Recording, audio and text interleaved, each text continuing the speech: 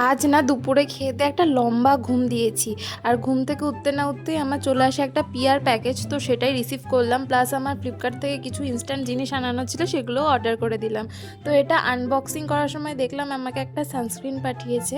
আর ঘুম থেকে ওঠার পর মুখটা এতটা পাফি লাগে না দেখতে। তো আজ অনেক দিন পর তো চুলে একটু হেয়ার অয়েলিং করেছি আমি। তো তারপর আমার এই জিনিসগুলো চলে এসেছিলো। অ্যাকচুয়ালি আজ আমি একটু কোল্ড কফি বানাবো ভাবছি, এই কারণে আমি ফ্লিপকার্ট থেকে দুধ আর একটা চকলেট সিরাপ অর্ডার করেছিলাম।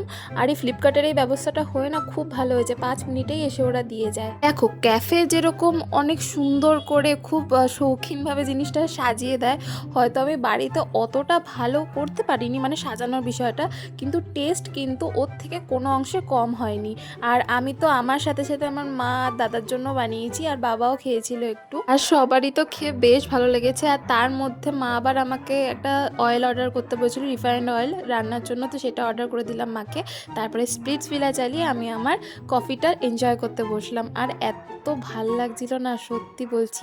আমি তো ভাবছি মাঝে মাঝেই বানিয়ে খাবো এখন। কফিটা শেষ করার পর তো আবার একটু খিদে খিদে পাচ্ছিল, তার জন্য একটু চিপস খেলাম। আর মা কাল শীতলা পুজো করবে, তার জন্য আমরা কাল পান্তা খাবো, তার জন্যই মা আজকে রাতের বেলায় সব কিছু রান্না করে রাখছে। আর মা আজকে দুটো মাছ ভেজে দিয়েছিল, তো সেটা দিয়ে ভাত দিয়ে ডিনারটা করলাম।